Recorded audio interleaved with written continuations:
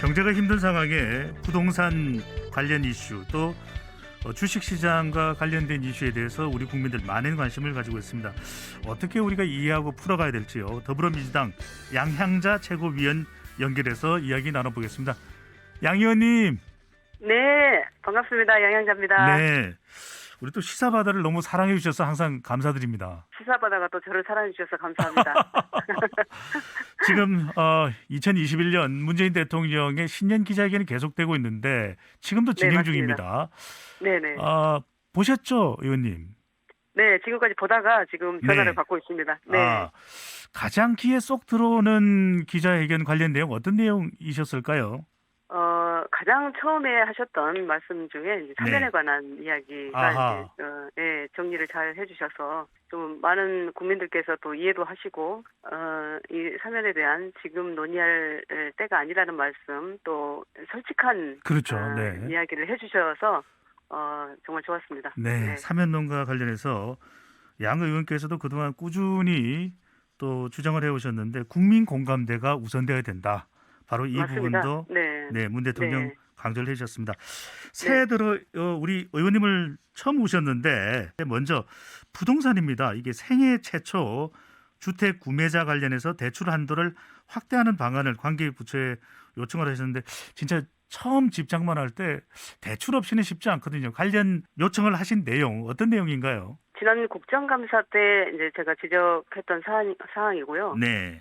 작년 8.10 대책으로 생애 첫 주택 구매자에 대한 혜택을 좀 늘렸습니다.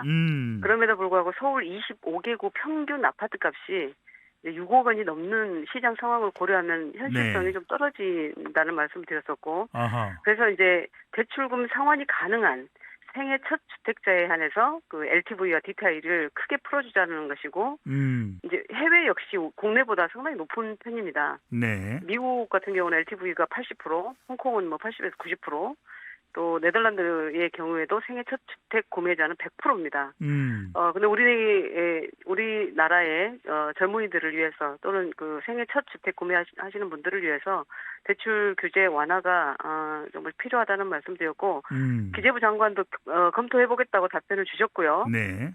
국감장에서 이제 생애 첫 주택 구매자에 대한 혜택을 고민해보겠다고 했는데 현재까지 논의된 바가 없다라는 보도를 보고 다시 한번 제가 말씀드린 것입니다. 양 의원님, 우리가 이 학교를 졸업하고 또 결혼을 하고 이제 신입 직원으로서 직장 생활을 한 사람들이 집장만을 대출 없이 하기 참 쉽지 않거든요. 뭐 엄마 찬스, 아빠 찬스도 제한적일 테고 그렇다면 심지어는 전세를 얻는데도 대출이 필요한데 이게 적극적으로 반영이 안 되는 이유가 뭘까요? 이 정부의 또 여당의 부동산 대책과 배치된다, 맞지 않는다고 판단하는 걸까요? 일단 이제 다시 전달을 했고요. 또 네. 논의하고 있다고 이제 답을 들었습니다. 기재부도 현재 생애 첫 주택 구매자에 대한 이제 방안 논의 중이라고 분명하게 밝혔는데, 네. 다만 이제 생애 최초 주택 구매자에게 취득세라든지 또 특수공제 소득 요건 완화 등 혜택을 이미 제공하고 있고요. 또 다른 부동산 정책과도 균형을 맞춰야 하는 점도 고려하고 있어서 그런 것 같습니다. 네. 방금 전에도 말씀 주시면서 미국식 제도 도입까지도 이야기를 하셨는데 미국에서는 또 우리와 비교를 하면은 어떤 제도의 또 특징이 있는지요? 우선은 이게 생애 첫 주택자에 한해서 이제 가장 중요한 게 사실은 LTV, DTI 부분인데, 네. 우리나라보다 대부분의 이제 선진국이라든지 미국을 포함해서 선진국들에서는 대출 한도를 상당히 높여주고 있습니다. 우리도 이제 8.10 대책으로 최고 2억 6천만 원까지 대출 가능한데, 네. 특히 이제 DTI도 60%, 뭐 LTV도 70% 이내에 적용하지만 정말 부족하고요. 네. 특히 그 30세 미만이 순자산이 7,796만 원으로 네. 8천만 원도 안 되는 겁니다. 아하. 그리고 30대 같은 경우는 뭐 2억 3천만 원 정도, 그리고 40대는 3억 6천만 원 이 정도 되는데 그 생애 첫 주택 구매자 20, 30, 40의 평균 자산이 그 정도인데 그 소득 현황으로는 지금 혜택으로 최소 6억 원에 이르는 서울 아파트를 사기가 어렵다, 이런 말씀이고요. 네, 네. 그래서 대출 한도 금액 역시 부족한데 그 4억 원 정도로 대출 한도 금액을 풀어줘야 평균 순 자산과 합쳐서 집을 구할 수 있다. 네. 이렇게 우리나라 상황을 말씀드린 겁니다. 네. 자, 부동산 정책 상당히 문재인 대통령이 국정 수행에도 부담이 됩니다. 기자회견에서도 부동산 관련해서는 적극적인 공급 확대를 하겠다라고 이야기하고 있는 문재인 대통령인데 양석열 위원께서 보시기에는 부동산의 근본적인 대책 어떤 부분을 가장 신경 써야 될까요? 우선 그 대통령께서도 말씀하셨듯이 네. 인구가 감소하는 상황에서도 이 세대 수가 급증했습니다. 아하. 그것이 우리 정부에 들어서 세대 수가 예측하지 못할 정도로 급증을 했기 때문에 1인 그 가구가 이야기는 늘어나고요. 그렇죠? 예, 1인 네. 가구가 이 팬데믹 상황에서 또 급증한 상황이 발생해서 다른 정부에 비해서 우리가 주택 공급이 적지는 않으나 물량으로 봤을 때도 적지는 않으나 그런 특수한 상황이 발생했기 때문에 네. 신년 기자회견에서도 말씀하셨듯이 정말 맞춤형 주택 정책을 바로 펴겠다 이런 말씀을 하신 겁니다. 정말 집이 필요한 우리 국민들에게 좀 주름살이 펴지는 한 해가 되면 좋겠고 양 의원님 국회의원은 주식 투자할 수 있습니까? 이 해당 상임위가 이제 이해 충돌에 해당되는 상임위가 있습니다. 그런 네. 상임위에서 활동하려면 주식을 가지고 있으면 안 되기 때문에 네. 저도 전략 매각을 했습니다. 네. 관련이 있는 상임위원회의 경우에는 주식을 거래할 수가 없다라는 말씀. 그렇군요. 네, 보유할 수가 없습니다. 네. 이거 안 여쭤볼 수가 없는데 삼성전자가 잘 나가도 너무 잘 나간다. 9만 6천까지 가서 10만 전자 나오는 거 아니냐 이런 얘기를 하는데 우리 청자분들이 삼성전자의 기업에 대한 관심도 많지만 주식에 대한 관심이 많은데 제가 여쭤보는 이유는 아시죠? 삼성전자가 이렇게 잘 나가는 이유가 뭡니까? 그 4차 산업혁명 시대에 모든 이 산업의 근간이 되는 산업이 반도체 산업입니다. 특히 네. 이제 그 반도체를 근간으로 하는 휴대폰도 나올 수 있고 반도체를 근간으로 하는 뭐 스마트 바이오, 스마트 의료, 또 스마트 가전 모든 게 다 반도체가 들어가기 때문에 네.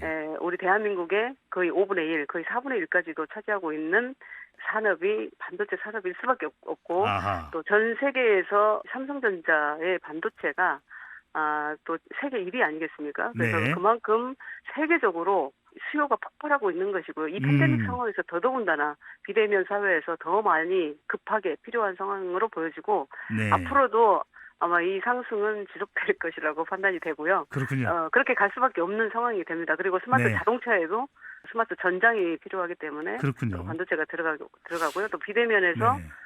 휴대폰이라든지 이런 부분에서도 수요가 급증할 것이기 때문에 이런 상황이 계속되고 있다고 보고 있습니다. 네. 자율주행차에도 이제 삼성전자의 전장이 들어갈 수도 있는 것이고 자, 제가 여쭤본 이유는요. 양양자 의원께서 삼성전자 임원 출신입니다. 그래서 삼성전자가 잘 나가는 이유가 있다. 이렇게 또 설명을 해주시네요. 자, 공매도 관련해서 여쭤보겠습니다. 지금 개인 투자자들은 상당히 반발하고 있습니다. 3월에 이 공매도를 제기하는 것에 대해서 공매도가 뭐길래 이렇게 반발이 나올까요? 공매도라고 하는 것은 네. 이번에 우리도 국민들께서 많이 이제 접하고 또 공부도 되셨을 것이라고 보는데요. 네. 주가 하락이 예상되는 주식을 빌려서 판 뒤에 또 실제로 해당 종목의 주가가 내려가면 이걸 다시 싼 가격에 사서 이전에 빌린 주식을 갚아 이익을 내는 투자 방식이에요. 근데 이제 우리 주식 시장에서는 코로나로 인한 주가 폭락을 막기 위해서 공매도 금지 조치를 1년간 시행을 했고요. 실제로 네. 그 작년 3월 코로나로 인해서 실물 경기가 무너지면서 아시다시피 코스피가 1,400선까지 붕괴됐었습니다. 그러니까요. 지난해 3월. 이 때문에 이제 지수 폭락으로 인한 어떤 금융시장 붕괴를 막고자 금지 조치를 1년간 시행했는데 네. 이것이 돌아오는 3월 15일 날 마무리가 됩니다. 다시 이제 재개를 해야 되는 상황이 오는 것이고요. 네. 그런데 이제 여기 개인 투자자들께서는 상당히 이제 불안해하고 계시죠. 주가가 내려갈 수도 있기 때문에요, 그죠? 네, 그렇습니다. 네. 네, 어쨌든 그 공매도에 대한 불신 해소가 정말 중요하다고 보여지는 시점이고요. 네. 이제 시장 과열 방지와 또 유동성 공급이라는 공매도 순기능이 있습니다. 이제 그것을 부정하는 것은 아닌데, 네. 외국인 투자자들은 공매도와 같은 그 리스크 헤지 수단이 없는 시장은 기피하게 될 가능성이 있어요. 그리고 국내 금융사들도 공매도가 없으면 다양한 파생 금융 상품이나 전략을 만들기 어렵기 때문에 아하. 경쟁력이 하락해서 오히려 이제 시장을 위축시킨다는 그런 분명한 이제 그런 측면도 있습니다만 이제 문제는 뭐냐면 우리 주식 시장의 65%가 넘는 네. 개인 투자자들이 공매도 불신이 워낙 심각합니다. 아하. 그리고 이제 공매도 제도 자체가 기울어지는 이제 운동장이라고 생각하고 있는 상황에서 이 불신을 해소하지 못하고 재개를 해버리면 오히려 이제 시장에 큰 악영향을 미칠 수 있기 때문에 제가 최근에 이제 최고위원 메시지에서 냈듯이 네. 공매도 불신 부분을 완전히 정리하고 넘어가자. 예, 그리고 공매도 역기능을 최소화할 수 있는 제도 장치도 마련했기 때문에 네. 이 부분을 좀 충분한 설득과 소통을 해야 된다.